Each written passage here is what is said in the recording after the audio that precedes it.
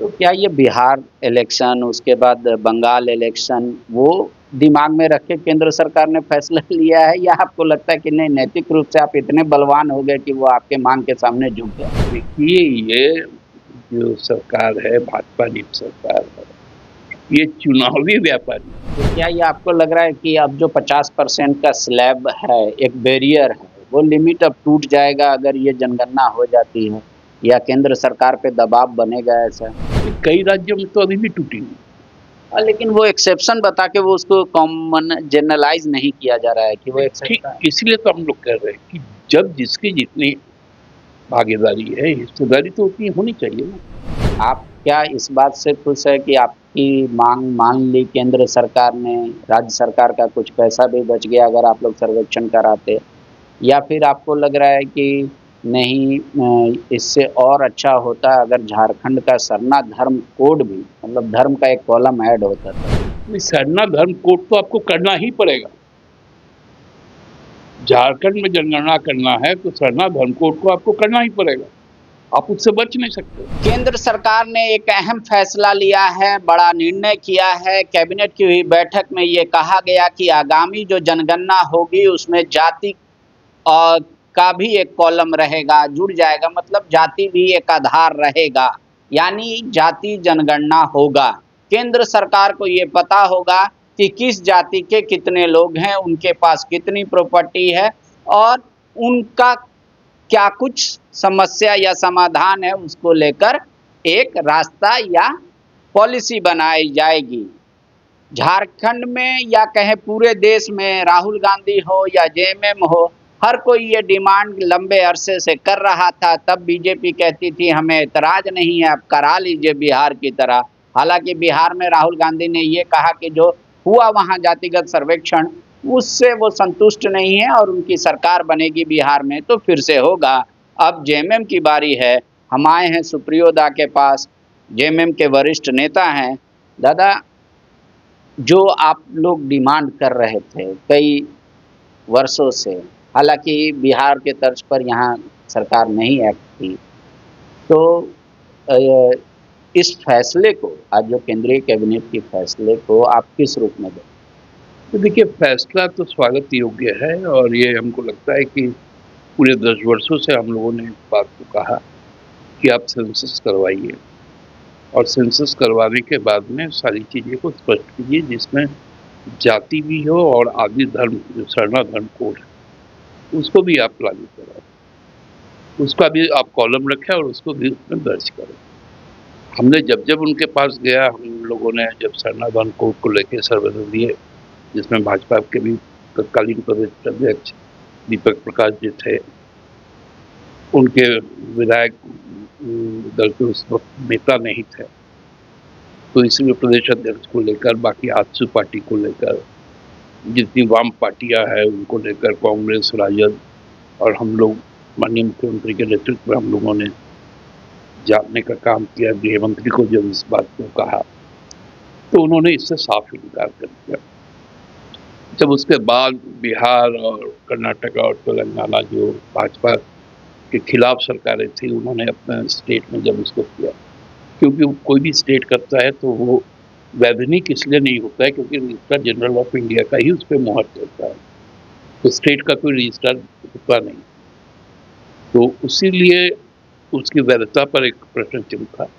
अब दबाव में आकर मोदी सरकार को ये मानना पड़ा कि ये हकीकत है और ये समाज के लिए जरूरी है, एक असेसमेंट, कि केवल एक ही वर्ग धनी से धनी होते जा रहा है, सुविधाओं पर सुविधाओं उनके लिए मिल रही है, नौकरियों में चाहे न्याय व्यवस्था में सबकी पहुंच नहीं है। इसलिए हम लोगों ने इस बात को कहा था और उसी अनुरूप हम लोगों ने एक विधानसभा से प्रस्ताव भी पारित किया था, जिसमें आरक्षण की भी सीमा बढ़ाने की हम लोगों ने बात की थी। अब इस जनगणना के बाद में वो एक संवैधानिक रूप ले लेगा। जब आरक्षण की भी सीमा बढ़ेगी, लोगों के पास में और अधिकार मिलेंगे, हिस्सेदारी मिलेगी, भागीदारी मिलेगी। इसलिए ये जनगणना बहुत जरूरी था, क्योंकि इसके बाद ही आप परिसीमन का काम शुरू कर पाएंगे, और परिसीमन के साथ साथ जो महिला आरक्षण हम लोगों ने संकल्पित करके रखा है, केंद्र सरकार ने संसद के द्वारा, उसको भी लागू कर पाएंगे। अब है कि ये जनगणना 25 से कब से शुरू होगी ये कोई हुआ नहीं, क्योंकि आरसीसी की जो है cabinet committee on political affairs होता है, उस पर ये फैसला है कैबिनेट का। आगे के दिनों में सर्वदलीय बैठक भी इस पर होनी चाहिए, इसकी रूपरेखा पर भी चर्चा होनी चाहिए और इसमें सबकी भागीदारी हो, ये भी सुनिश्चित होनी चाहिए। तो क्या ये आपको लग रहा है कि अब जो 50% का स्लैब है, एक बैरियर है, वो लिमिट अब टूट जाएगा अगर ये जनगणना हो जाती है, या केंद्र सरकार पे दबाव बनेगा ऐसा? कई राज्यों में तो अभी भी टूटी हुई, लेकिन वो एक्सेप्शन बता के वो उसको कॉमन जनरलाइज नहीं किया जा रहा है कि वो एक्सेप्शन। इसलिए तो हम लोग कह रहे हैं कि जब जिसकी जितनी भागीदारी है, हिस्सेदारी तो उतनी होनी चाहिए ना, तो फिर वो आप स्लैब को नहीं रख सकते, उस स्लैब को भी चेंज करना पड़ता है।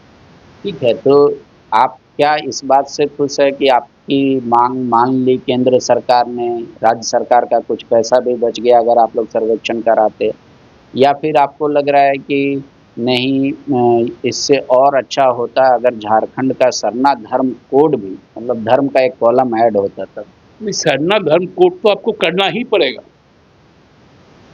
झारखंड में जनगणना करना है तो सरना धर्म कोड को आपको करना ही पड़ेगा, आप उससे बच नहीं सकते। आप यदि हिंदू धर्म में ब्राह्मण को, क्षत्रिय को, वैश्य को, कायस्थ को यदि समय देते हैं, जगह देते हैं, तो फिर आपको आदि धर्म जो देश का है, जो सबसे पुराना धर्म है, उस धर्म को भी तो आपको जगह देना पड़ेगा। आप कैसे छोड़ के जाएंगे उसको? इसलिए हम लोग इस बात की मांग करते हैं। अदर्स का कॉलम फिर डाल दिया जाएगा कि अभी सारे राज्यों का डिमांड नहीं, मतलब उस तरीके से नहीं आया है, ये मतलब जो रुख है केंद्र का, तो कहा जाएगा कि जिनको लगेगा वो अदर्स में डाल। अदर्स को छुपा है क्या? अदर्स क्या होता है?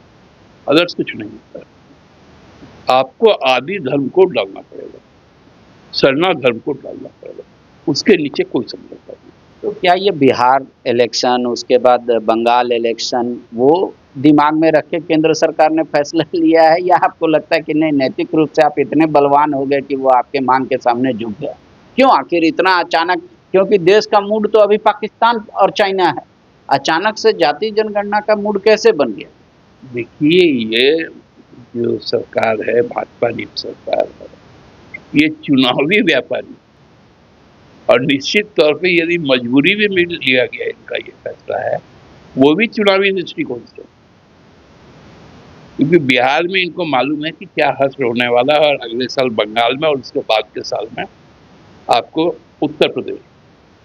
इसलिए ये इनकी मजबूरी जो है चुनावी रण के लिए, लेकिन देश जानता है कि ये जो जरूरी आंकड़े हैं ये समाज के लिए, ये लोग चुनाव जीतने के लिए अपने दल के अंदर 2/3 जो उनका रिप्रेजेंटेटिव है वो अन्य दलों का, तो ये चुनावी व्यापारी लोग हैं।